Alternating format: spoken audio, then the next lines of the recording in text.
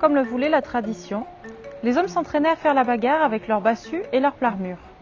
Quand ils s'étaient entraînés assez longtemps et qu'ils avaient envie de taper sur de nouvelles têtes, ils partaient faire la grosse bagarre avec d'autres hommes, d'autres tribus qui avaient eux aussi de grosses bassus. Puis ils revenaient un peu amochés et très contents et laissaient traîner leurs bassus n'importe où. Heureusement, les femmes étaient là pour ramasser les bassus, car chaque jour, comme le voulait la tradition, les femmes rangeaient le village avec leur marteau-tal. Elles s'assuraient que tout était propre et en ordre. Sam et le marteau-tal, écrit par Louise May, illustré par Libon aux éditions La Ville Brûle, c'est l'histoire de Sam, qui est la fille du chef de ce village qui depuis toujours respecte la tradition avec un grand T. C'est-à-dire qu'à la naissance, les petites filles héritent d'un marteau-tal pour faire le ménage, et les garçons d'une plarmure pour faire la grosse bagarre.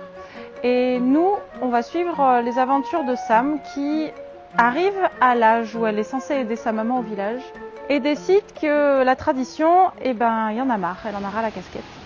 Ça nous permet de réfléchir un petit peu sur les petites cases dans lesquelles on se met les uns les autres, dues aux habitudes, aux traditions qui sont tellement rentrées dans nos normes qu'on en oublie que parfois on fait rentrer les enfants dans des cases.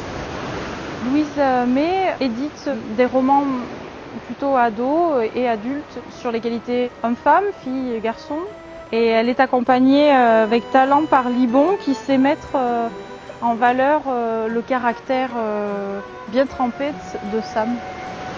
C'est-à-dire on peut le lire à des enfants qui ne sont pas encore lecteurs, on peut découper ça en chapitres, donc à partir de 6 ans sans aucune difficulté, et puis on peut le lire tout seul à partir de 8 ans.